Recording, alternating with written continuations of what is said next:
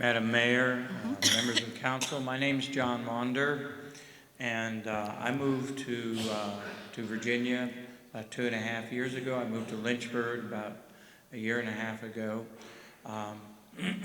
Love it here. I lived in California for about 45 years. I have trained thousands of people in the use of firearms, and I ran the largest range in Northern California for about 24 years. So I watched as the state that I love to live in begin to implement tyrannical laws, one after another, slip them in, pull a little bit back so that people calm down, and then come back again, slip more in. And I watched the people of California let this happen. I did everything I could for the Second Amendment by training people and by running a very conservative range in the middle of a very liberal area. But eventually my family came here. It was time for me to come here. They closed my range for bogus reasons and finally admitted that it was just because they didn't want guns in the Park District where we were located. So we came here to freedom, to a place where the things that I believed in were celebrated. Little did I know that I just walked right back into it. And the thing that I would say, and I appreciate the opportunity to do this, the thing that I would say is that I see here in Virginia something that I did not see in California. I see a people who are willing to rise up, look people who are wrong in the eye, and say no. Now, we are limited in the way we can do this. In California, we have propositions. Here we have people standing up and demanding sanctuary cities for law-abiding people. But the fact is, Virginians are standing up, and I am proud to have made Virginia my home. And God bless you people, and please continue to stand up to the evil that is encroaching in your lives right now. Thank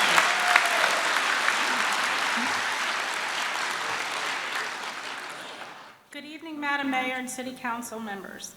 My name is Sandra Bowen, and I am from Ward 3. Thank you for this opportunity to speak this evening. My husband and I moved here in 1989, and we have raised our 6 children in the city. We have enjoyed all that the city offers, and we have honestly never participated in a city council meeting before until December and now today. My family is for the Second Amendment sanctuary. We want to stand strong for our state and be among the majority of Virginians who believe in upholding the United States Constitution, especially when our constitutional rights are being viciously violated. I see a community, the city of Lynchburg, coming together. In fact, this entire state, even Virginia Beach, has come forward to say enough is enough.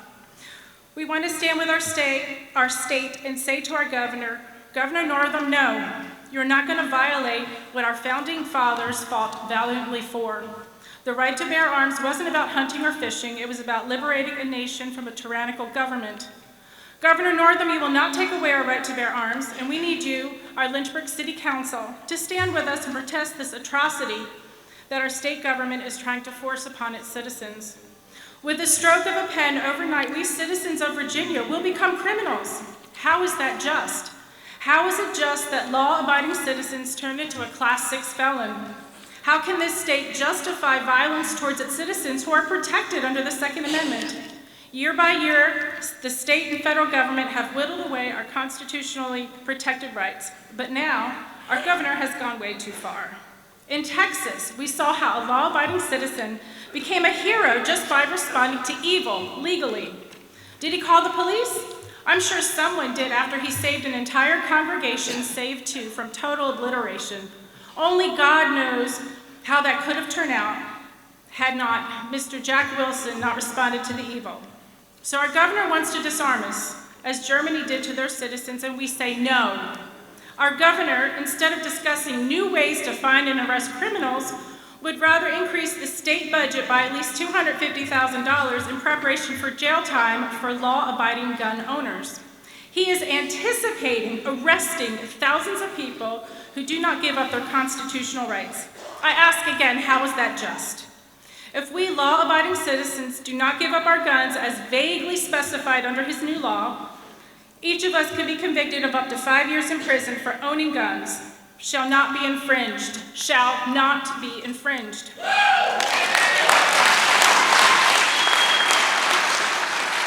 Did you know that Michael Bloomberg's group, Everytown for Gun Safety, contributed $1.5 million to the Virginia Democrats?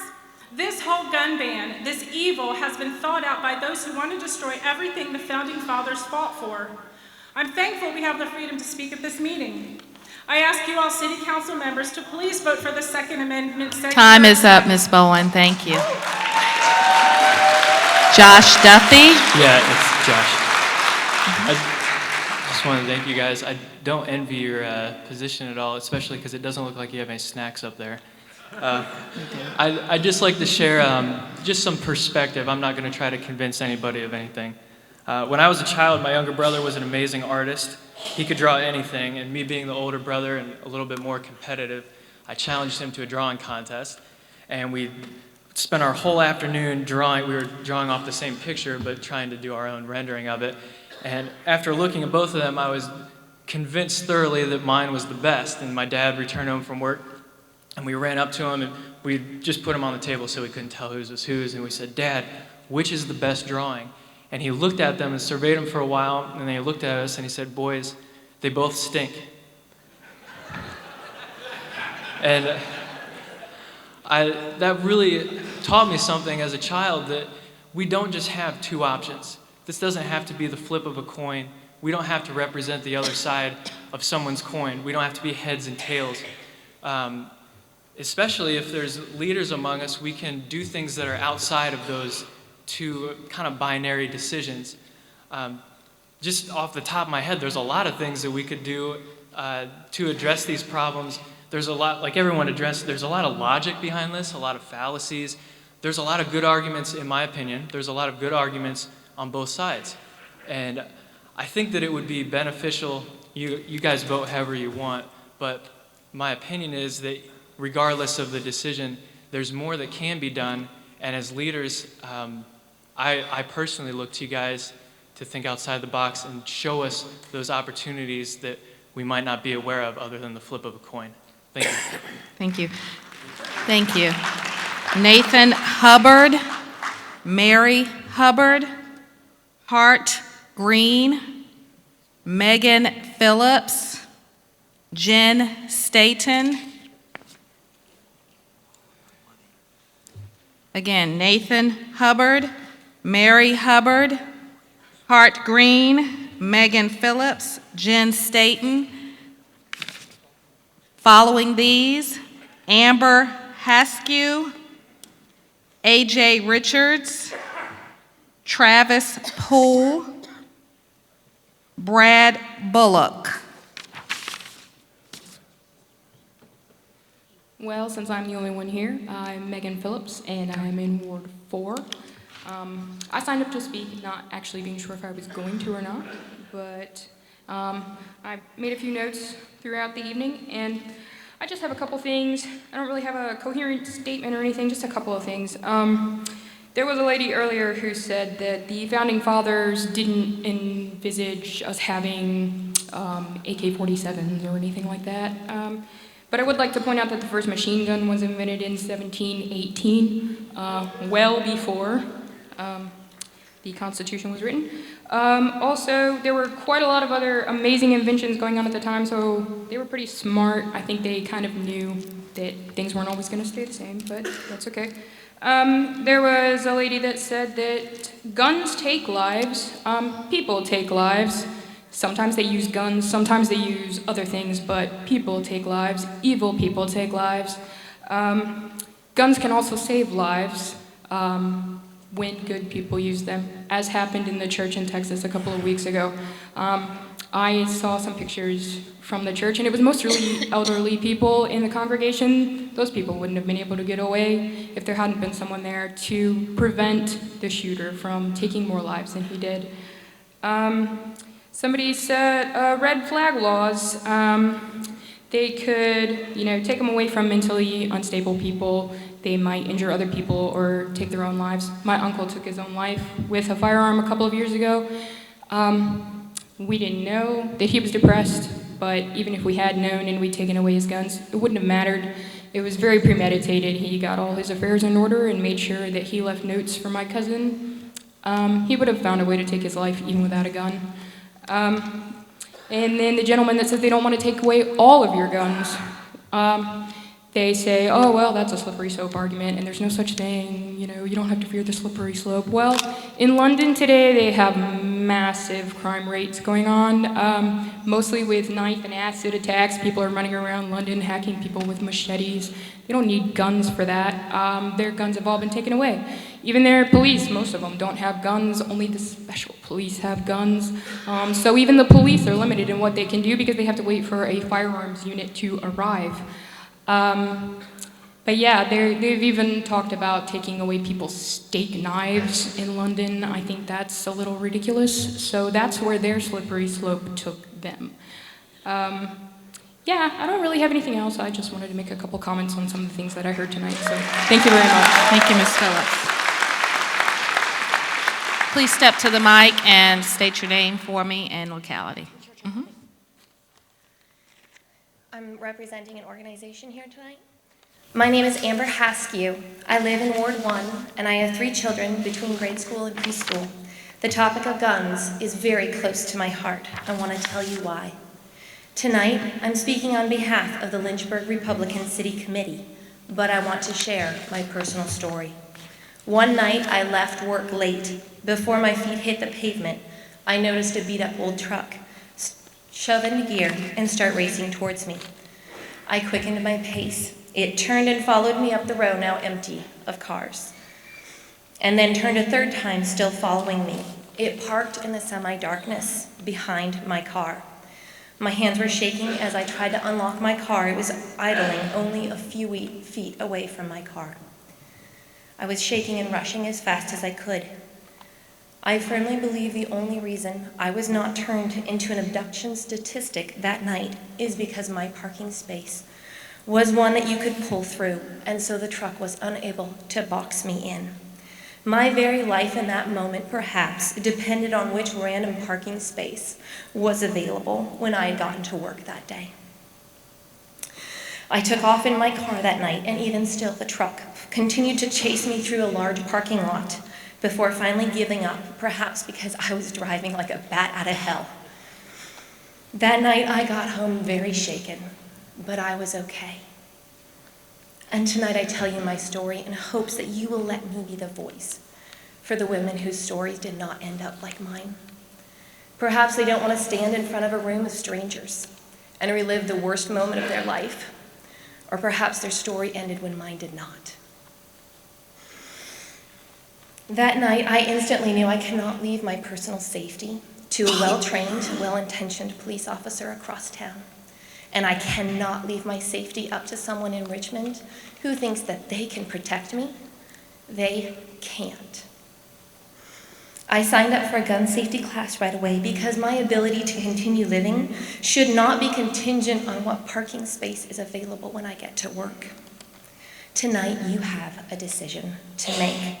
Will you side with someone in Richmond who's never met me, never heard my story, and whose legislation would only embolden these kind of attacks? Or will you side with me and defend my right to protect my own life and my children's lives here in Lynchburg? Councilman Nelson, you may not remember, but you helped my husband and I purchase a house here in Lynchburg. I ask you to please vote for a Second Amendment sanctuary city so that I can continue to protect that house and my children within it. I love America, I love Virginia, and I love Lynchburg. And I beg you to not make me choose between my personal safety and staying a law-abiding citizen. I represent the Lynchburg City Committee, Lynchburg Republican City Committee here tonight. And we believe that women should have the right to protect themselves. It should not be a partisan issue. Democrat women, Republican women, and apolitical women should have the ability to protect themselves and the ones that they love. I want to leave you with one point here tonight. When you, as councilmen and women, did not feel safe, I saw more than a dozen police officers standing around. But that night, other than my would-be attacker, I was all alone. And for that reason, I beg you to make Lynchburg a Second Amendment sanctuary city. Thank you for your time. Jen Staton. Hi, I'm Jennifer Staden. I'm a Ward 1 resident of Lynchburg. First, thank you all for allowing us to gather for community dialogue. I truly believe that dialogue is incredibly important to all major city decisions, and I just want to thank you all for having us in this amazing facility where we can all be safe and express our views and just be together as a community. I ask that you please continue to do what we elected you to do, which is take care of the business of the city of Lynchburg. We need you to focus on our public schools, our parks, our public works, our roads, and continue to make our city a great place to raise a family. We need to know that when we call the police, they will uphold the common sense gun laws that will pass. Thank you for opposing this resolution. Thank you.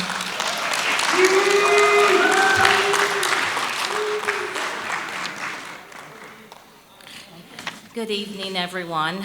My name is Adrian Richards. I live in Ward 4, according to my husband, and I am a business owner here in Lynchburg. I'm sorry, I can't see people well with my glasses, but I can't read well without them, so I'm kind of in this weird spot. I own a food company here in Lynchburg, Virginia, BS Grilling Company. We have products in many major grocery stores from Florida to Pennsylvania, and I'm blessed to have that opportunity in the U.S. We moved here 30 years ago after college to start our life and our family, and I've been shooting guns since kindergarten with Girl Scouts as a little brownie with a beanie. It's pretty cute. And my dad always told us, I won't be there always. You will have to go away to college, move away and get a job. You will have to learn to protect yourself. Well, I have an office, predominantly all women. We're a women-owned company. And we travel, we are a Virginia Finest product. So we travel all over the state, sharing our product and who we are and how we began and the opportunities that Virginia Finest gave us. But we have to be safe. I just came back from Richmond at 12 o'clock from the legislature dinner Tuesday. We're on the road without our husbands. We're in our homes without our husbands. We're in our office 8 to 9 hours without my husband or anyone else's husband. We have to have a right to, the need to protect ourselves no matter what. I am not a victim. I'm never gonna be a victim. I'm my daddy's girl. If you bring it, I'm gonna bring it back. So that's just the way it is. I'm gonna use any gun that I own that is legal to protect myself, my female employees, and my possessions. They are not yours to touch, yours to harm. I am blessed to have this wonderful law enforcement here in Virginia, friends with numerous officers, but they are rarely around when the crime is happening. They are there after the fact. I want to really encourage you to think about the women in Virginia. I know we keep saying common law. That's what Northam's proposing. With that being said, can we really think that he's going to give us common law gun control when he can't figure out a KKK outfit is disrespectful to many of the citizens in Virginia? I, as a black, white, Native American woman, do not trust him with my safety. And I hope you don't either. Thank you. Hart Green. Yeah, I'm Hart Green. I've been a citizen of Lynchburg for pretty much 50 years now. I live downtown, now I live in Ward 1, but partnership has invested a lot of money in downtown. We've worked on buildings down there. We've been a part of downtown since the 1930s. In fact, a couple of years ago, I wanted to mention there was you guys might remember, there was a gentleman that was at a wedding downtown. He walked from the Craddock Terry Hotel. I think he was walking up to the Holiday Inn, and he was beaten to death in a parking lot, and that was our parking lot. So, there is dangerous crime that does happen, and this man, if he had been armed, none of that would have happened. He could have been, but still, that happened, and we do have the capacity for that to happen here. I know that I'm not certain how the legalities of you guys being able to stop these laws from being prosecuted. To me, it seems that the Commonwealth Attorney would probably be pressing these charges, not you guys. I don't know how that all works, but really, I think to me, it's more of a symbolic gesture to, stand with the rest of the counties around us. I mean, if you look at the map of our state, and it's everybody, it's something like 98% of the counties are all Second Amendment, sanctuaries. And so really, do we want to stand apart from them? And also, you really need to look as politicians, you need to look at that, because you have elections coming up. And I know that this year you're going to have the Ward 1 and I think Ward 2, I think the wards come up this year, the at-large come up in 2022. You look at the numbers here, you look at all these orange stickers, these are the people who are going to vote you in. I think that if you're not careful and you don't listen to us, you're going to get voted out. And there are plenty of people who take your seat.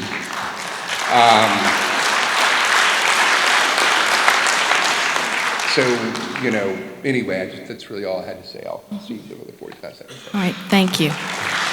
Is either of you gentlemen Nathan Hubbard? Nathan Hubbard? No. Okay. All right, thank you. Travis Poole? Good evening, members of the City Council here in Lynchburg. My name is Travis Poole, and I'm a 29-year resident of Halifax County. I want to say thanks for the opportunity to speak publicly, as I'm not a public speaker, but I feel the need to share my thoughts. We should all understand by now criminals don't follow laws. Sir, I'm sorry to interrupt you. Did you say you're a current resident of Halifax County? Yes. Okay. All outside residents have to wait until Lynchburg residents have spoken. You called me up here. Well, I understand, but you did not mark yourself. Yeah, Thank you. I put Halifax on it. Thank you. Brad Bullock. Hello, my name is Brad Bullock, and I live and vote in the 2nd Ward, and I urge you to vote against this proposal. And I want to say first that I had a whole lot of other things to say, but the evening draws long, and so I will limit my comments. And I've heard a lot of folks come up and speak about their love for the country and the Constitution, and I appreciate very much the passion with which they have spoken. Many of those on the other side, I have some neighbors here, for example, that spoke very passionately about this issue. And I think it's, in fact, something I respect a great deal, that, in fact, we can all agree that we've been able to use some of those amendments that are in the Bill of Rights to express ourselves, to express a petition for grievance, and to have free and open assembly. And in fact, you absolutely have a right, and I would encourage you, in fact, to vote and to go and put into power people that you think will represent you best. But I would also like to say that it seems to me this resolution seems to skip a constitutional procedure and wants to preempt due process. And so I would say that certainly we have a legal process to challenge unconstitutional laws, and I'm glad to hear that you have a lobby day, and I encourage you to go and in fact make your voices heard there in Richmond. But I don't think our city can pass or should pass resolutions based on the fear of what state or federal lawmakers might do. Thank you very much. Thank you. Sabita Mannion, Joel Fernando, Larry Lacing, Clint Hunter, Andy Morse, Sabita Mannion. Greetings. I'm a resident of Lynchburg, a citizen of this country, and I've lived here in Lynchburg for the last 20 years. I believe in the US Constitution. I believe in its strengths and its processes. I believe in this country's democracy that allows for this diversity of opinions here. I believe that that is why all of you are here listening to a variety of perspectives and views, even though it might differ from you. It is this strength that has brought us all here together. And it is this strength that makes us different from an Iraq or an Afghanistan. As an educator and as someone who teaches international politics, I can tell you, we are not Iraq or Afghanistan. And again, it is this rule of law that preserves us as who we are in terms of our values, in terms of our democratic values. Many speakers here have spoken of their fears as a victim. I appreciate the confessions of their fear. I confess that I believe in the rationality of this Constitution. And in fact, I do not share in the emotion of fear of the repetition of a tyranny from centuries ago. There are other fears that we need to have in terms of our democracy being eroded, but this is not one of it. And the Second Amendment clearly is rooted in this very strong democratic constitution. Indeed, I also fear that if citizens are armed to prepare to be a militia against the state or against its representatives, then we would become an Afghanistan or an Iraq. That would be a tragic place to be. I would like to see our city stand as a sanctuary for the pursuit of happiness as the Constitution promises us. I would like for us to see our city be a sanctuary just as this banner proclaims us, Lynchburg, a great place to live and play. And I would like to see for this city to enshrine these democratic values and continuing to respect a variety of views and perspectives. Thank you all for doing that. Joel Fernando. Good evening. Thank you so much for this opportunity. I'm a resident of Lynchburg. I am currently a permanent resident, currently applying for my citizenship. So that basically means I pay taxes without representation, but that's fine. What's awesome is that we can have a diverse view here, and I know often people like to see people of different colors come here, and it's cool because we totally disagree. Two brown people back to back. I do believe that tyranny does happen because my parents, one, when they were born and raised in Sri Lanka, which is an island underneath of India, and they faced tyranny to the point where they saw family members killed right before their eyes. They left Sri Lanka and moved to Zambia, which is a much safer, non-tyrannical government, but people do not have the right to keep and bear arms. And then I and my whole family became victim of an armed robbery. Fortunately, thanks, I believe, to the grace of God and God alone, none of us were harmed. I then came here in 2012. And since I moved here in 2012, I've been slowly on my journey, understanding the fabric of what makes America a unique nation. And now over time, I've slowly understood. At first, I never understood why it was important for people to bear arms, but the longer I've lived here, and the more I keep track of what goes on in my parents' nation of Sri Lanka and what is continuing to happen in Zambia, the more I understand the importance of it remaining, and for us to keep that here in Virginia. As I hope to become a citizen and become part of this American fabric, and not just paying taxes, but hopefully voting. After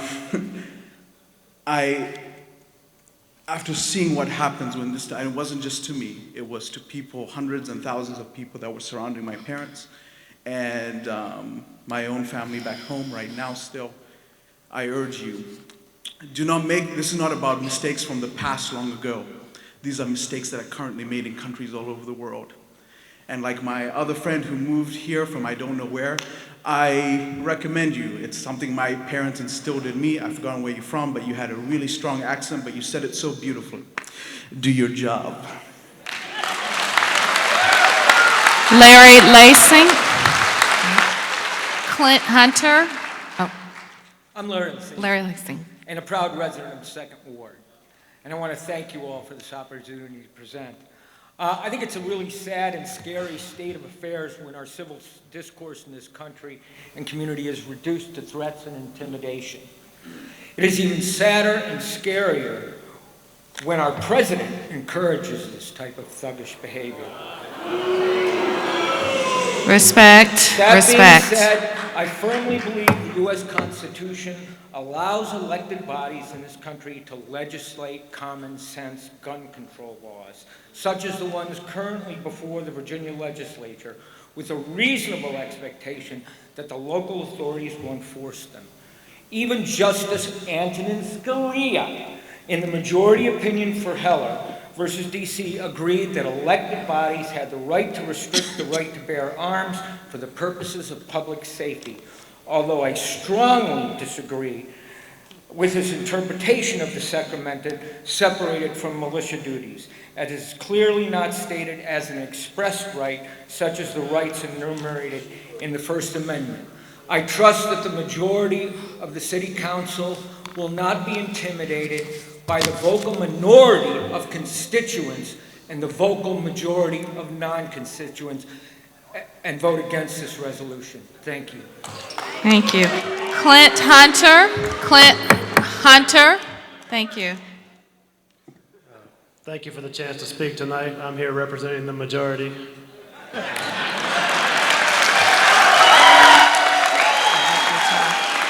Clint Hunter. Thank you. My name is Clint Hunter. I'm a resident of Ward 4. First of all, I support the Second Amendment resolution. I agree with all of the pro-Second Amendment comments that have been made so far. But I want to take a little bit different route with my comments. Specifically, I want to address comments that have been made by council members and by members of the general public regarding the role of local government on this issue. A common statement I've heard is that it's out of place for local government to get involved in or take a position on state and federal issues. But the city already does that. Every county and city in Virginia does that. The legislative agenda that you approve every year is exactly that. A wish list of what you think the state government should be doing. It's voted on by city council every year and sent to the General Assembly. Taking an official position on this issue tonight is no different. Do what you already do every year with the legislative agenda and tell the state government what Lynchburg wants. Tell them we support the Second Amendment and oppose any unconstitutional restrictions. I think the crowd tonight speaks for itself, and I urge the council to do your jobs as elected officials. Listen to the clear majority of this city that elected you, and vote in favor of the resolution. Thank you. Andy Morris. Andy Morris. Jamie Cash. Noah Trivy. Samantha Burns. Tim Fletcher. Michael Monder. Tim Griffith. Andy Morris. Oh, it's gone. All right, thank you. Jamie Cash. Thank you. Good evening, citizens of Lynchburg. Good evening, council. This here I have was my speech. This was sugar-coated. I'm not going to sugarcoat anything because the stuff I've heard tonight is BS. Everybody's talking about, oh, we shouldn't even be having this in the first place because rights aren't up for debate. The Second Amendment shouldn't be up for debate. Same people that are wanting to have this debate, when someone steps on or burns the American flag, oh, that's freedom of speech and that's cool. No, it's not. Second Amendment shouldn't be up for debate. A gun, that's a tool, it's an inanimate object. It has no feelings, it is not right, it is not wrong, it is not good or bad. It's the person wielding it and the person's heart that is good or bad. Let's face it, first documented murder was committed with a rock and a jealous heart when Cain killed Abel. People are,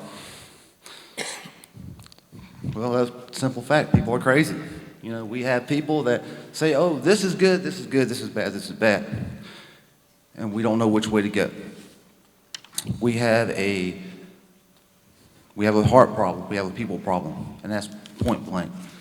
I attributed a lot of this scariness of gunness to fear and ignorance. People are afraid of guns because they just don't know about guns. They don't take the time to check them out, go to a certified firearms instructor. They'll listen to politicians speak.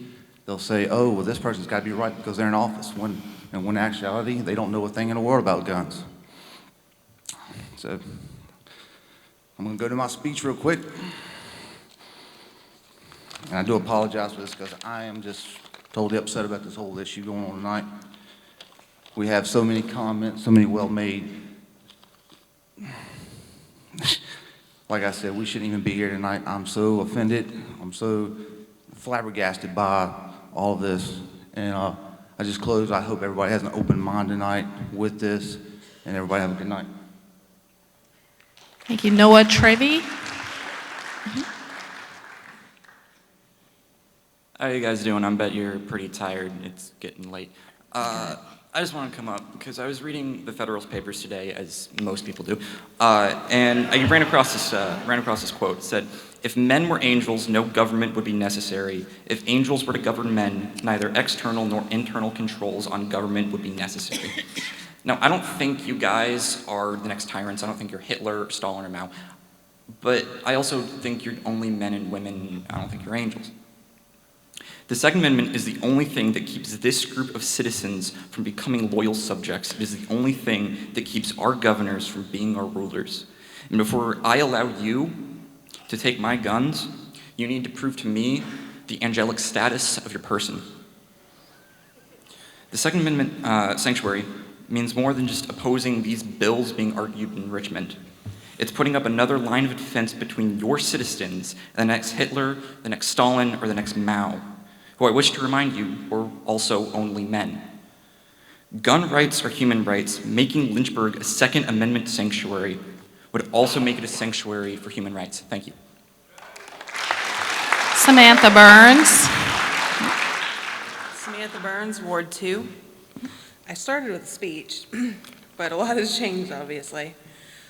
Just some quick facts. In 2018, in the U.S., the FBI said there were 28,233 shootings. This includes gang violence, suicides, every possible shooting that's ever been reported to the police.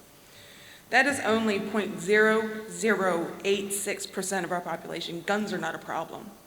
You want to know how many people died from drugs last year? Hundreds of thousands. I scribbled out the number accidentally.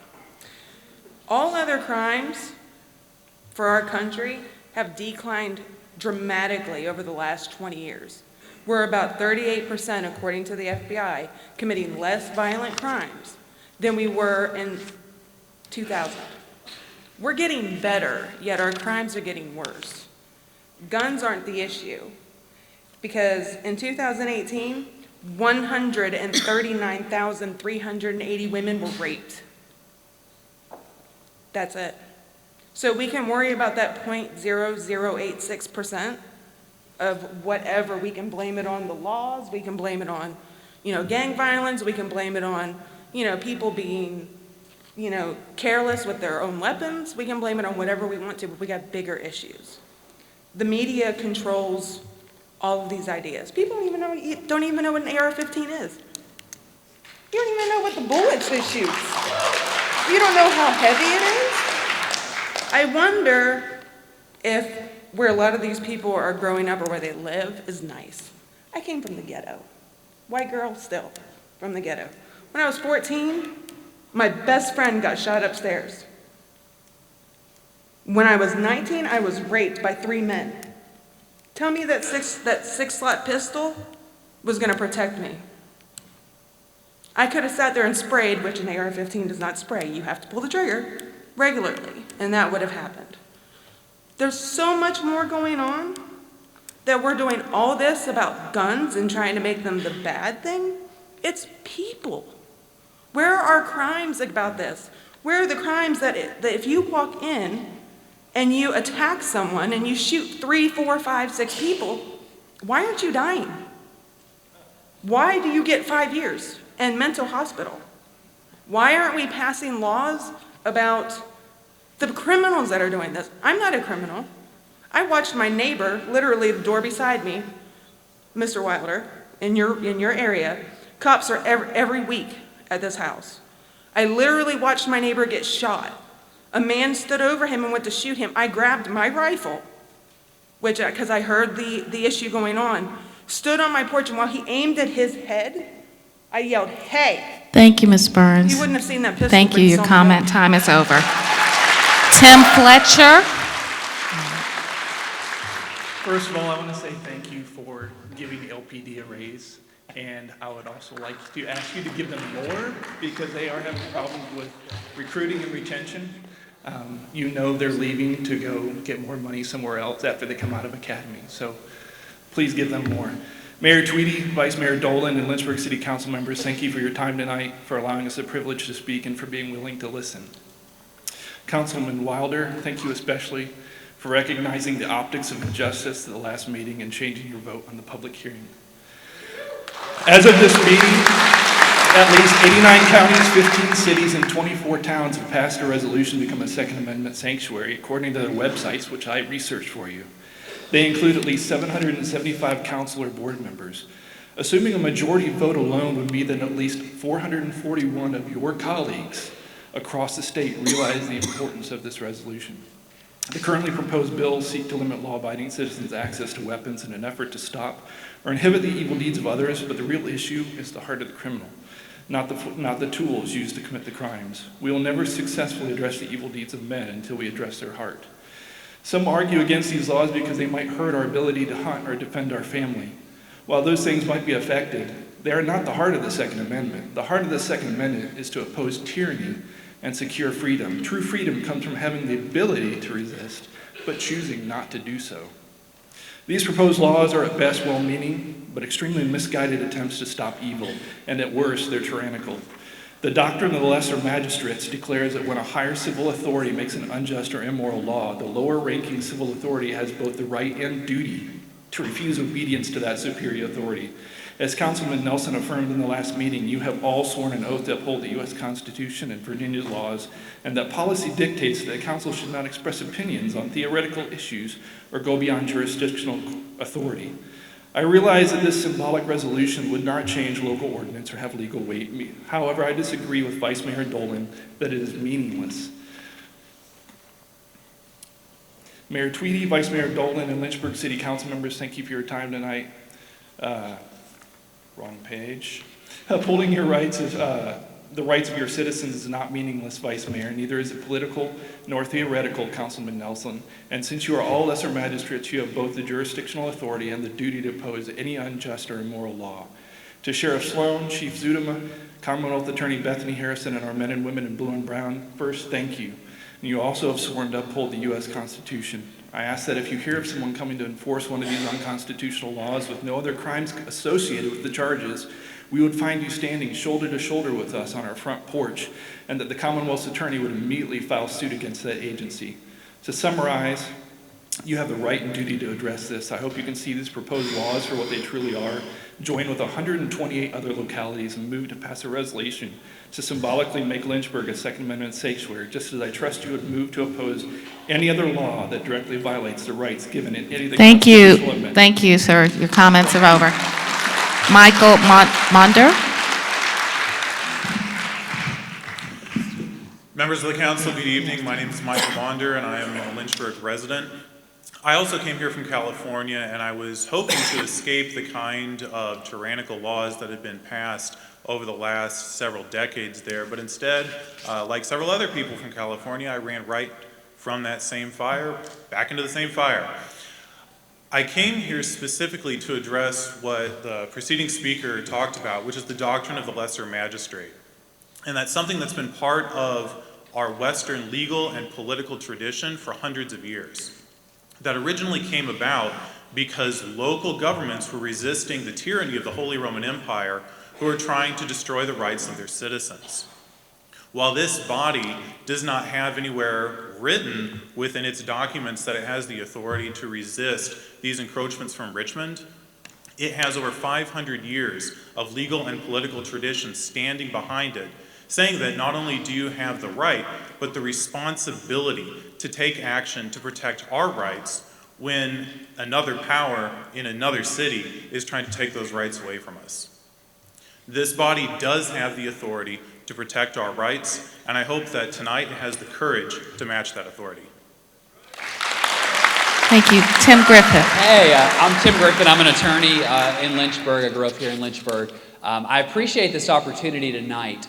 I've been hearing a lot of arguments tonight that basically we're asking you to pass this resolution and somehow break the law, nullify the law, change the law, and that's not what we're doing. What we're asking you to do tonight is to reaffirm the law, to reaffirm the Constitution, to reaffirm what George Washington and James Madison and Alexander Hamilton and our founding fathers put forward for us. And this is our birthright. It always has been. And so what we're asking you to do is to not change anything. There's some politicians that want to set aside a sanctuary city and say, this is an area where we don't follow the law. What we're asking you to do tonight is to set aside Lynchburg as an area where we do follow the law, where we do affirm the Constitution, and that's what this is about tonight. And I appreciate Jeff and I appreciate Turner because I know that they're with us. I know that there's a lot of, I know most of you on City Council, and I know that you're good people, and I know that you're looking to do the right thing. And I was thinking about this whole ex post facto issue because this has come up in Richmond already. The Constitution has a prohibition on what we call ex post facto laws, which basically means that if it's legal to do it today, you can't make it illegal tomorrow and make a criminal out of a law-abiding citizen.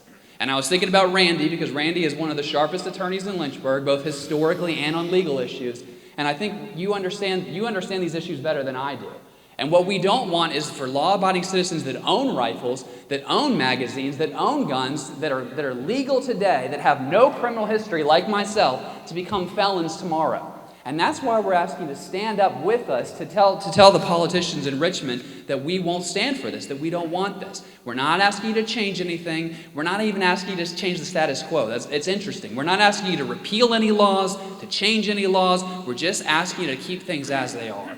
And I was thinking about a lot of these women that got up, a lot of these people that got up and said, I need a gun to protect myself. And I know Bo a little bit. I've gotten to know him a little bit.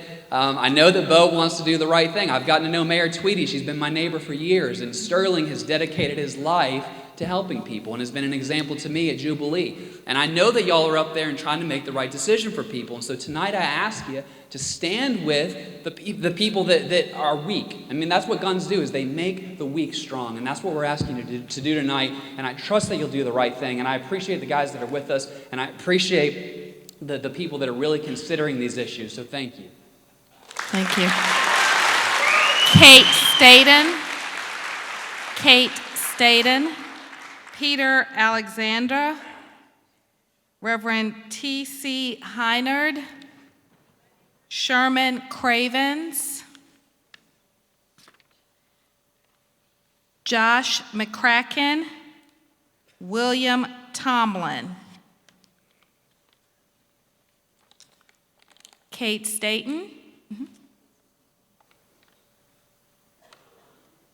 Hello, my name is Kate Staton. I am a Ward 1 Lynchburg resident who will be voting for the first time in the upcoming May election. I'm here in support of the City of Lynchburg enforcing the common sense gun laws that will soon be passed in Virginia. Specifically, I want to make sure that the Lynchburg City Police and our Commonwealth Attorney are able to prosecute parents who allow minors access to their unsecured firearms. I ask that you vote against this effort to become a Second Amendment sanctuary. I ask this in memory of my friend Biggs, who is a victim of gun violence.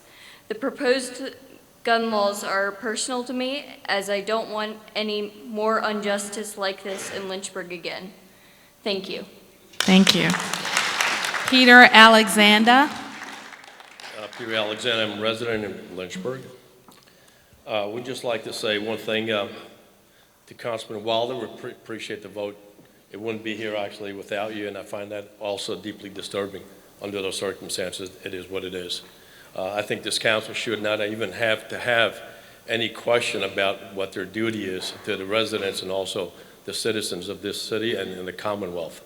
It should not even be an issue at this point. However, I will not make all of my remarks or read all my comments due to the people before me that much more better would articulate their thoughts. However, I would like to say a few things. I've taken an oath to uphold the Constitution of the United States and the Commonwealth of Virginia several times, not just once. I worked at World Trade Center Ground Zero on 9/11 for several days, picking up pieces of Americans and people and foreigners putting in 5-gallon buckets. Okay.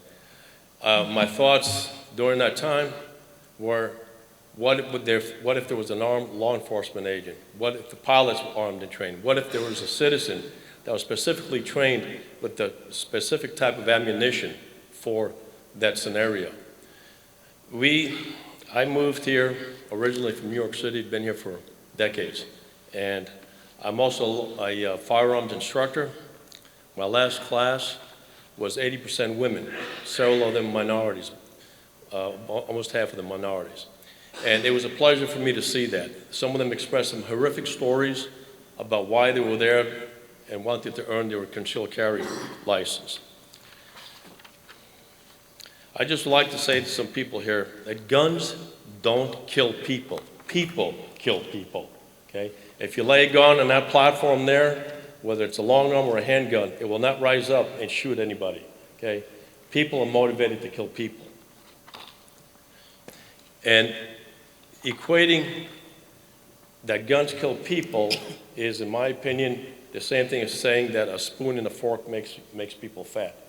It's illogical.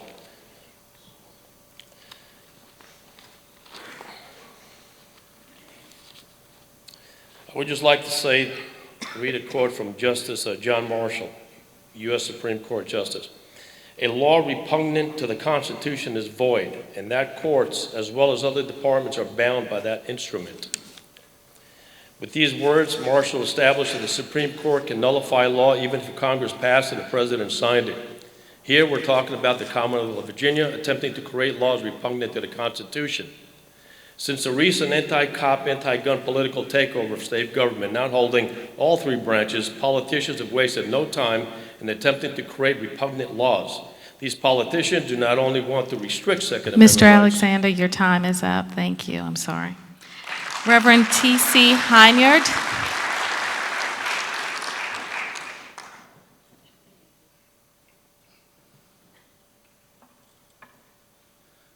My name is Reverend TC Heinyard. Thank you, council members, mayor, for giving me the opportunity to stand before you. I am, like many of these others, a recent transplant to Virginia from the great communist state of California.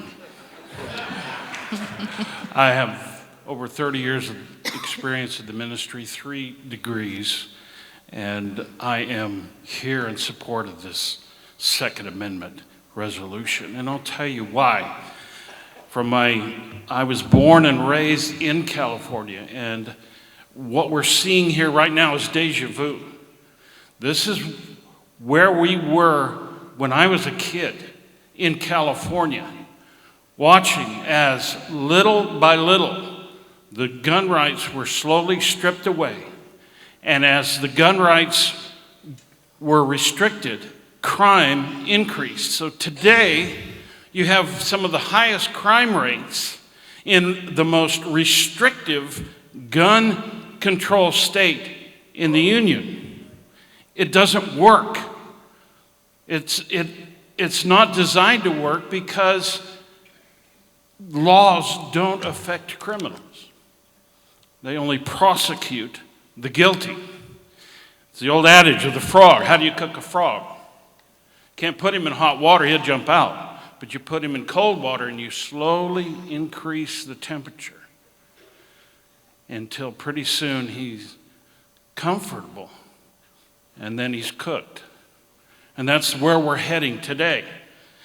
The Supreme Court has already affirmed through Heller and McDonald that we have that right to keep and bear arms. But the comments that have been made here are not accurate. The Constitution doesn't grant us that right. It simply affirms that right. It implies through the wording of that this is an inherent right.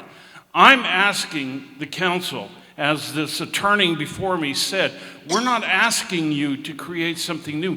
Just uphold the Constitution, the laws that we already have. Support your constituency, support the Constitution, and we will support you.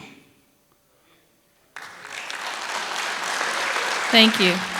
Sherman Craven? Sherman Cravens? Sherman had to leave early. Okay. Can I speak in his stead? I'm also on the list. What's your name? Nilo Lasnayaga. Yeah, I know. Nero Rossana. Okay.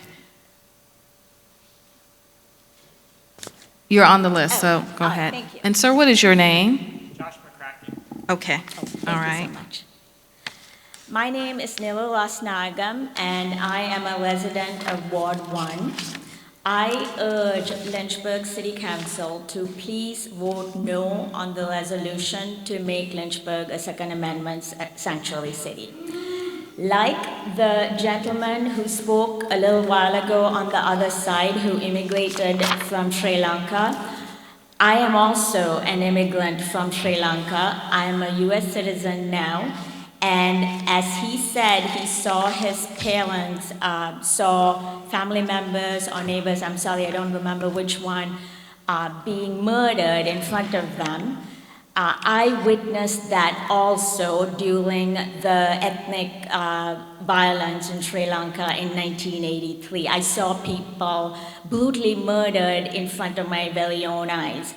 And what he neglected to tell you is after the ethnic violence erupted, Sri Lanka descended into 30 years of civil war where both sides, okay, having guns did not help at all. Both sides armed to the hilt, okay, and our country descended into civil war. So arms and guns are not the way to achieve peace and justice. Peace and justice is achieved through democratic means, such as the one we're having right now, freedom of speech, and so on. So I just wanted to clarify that since I'm also from Sri Lanka. So Virginia is a Dillon state, as has been mentioned before, meaning that local municipalities must abide by and defer to state laws and legislation. I think each of you deep down knows that in practical terms, this debate belongs in Richmond, not here. If people disagree with gun laws, they should take it up in the state legislature. People should not be asking Lynchburg City Council and local law enforcement to override state laws. I also believe that this resolution, if it passes, will be confusing and it will put our local law enforcement in a compromised position. I think Lynchburg City Council has far more important and productive things to work on, and I don't want to waste any more of your time. Thank you for serving Lynchburg, and please vote no on this resolution. Thank you.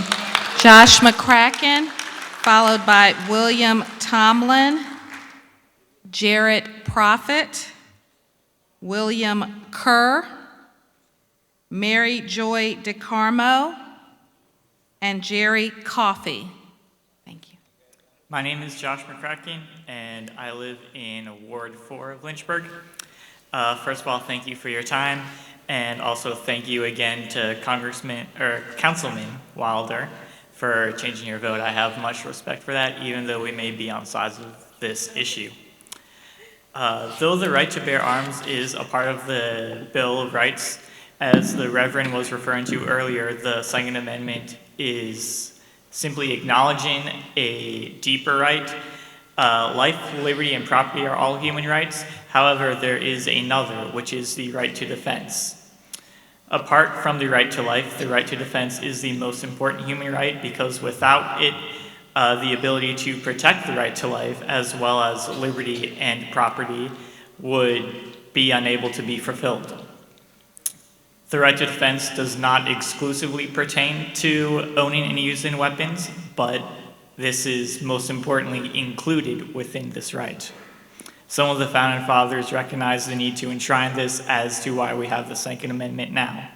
I myself believe in gun rights, and I hope that you all do support a Second Amendment sanctuary or constitutional city resolution. You are not elected to represent interests in California and New York, nor interests in Texas and Tennessee. You are not elected to represent those in Nova or Appalachia, and you are not appointed by the General Assembly in Richmond.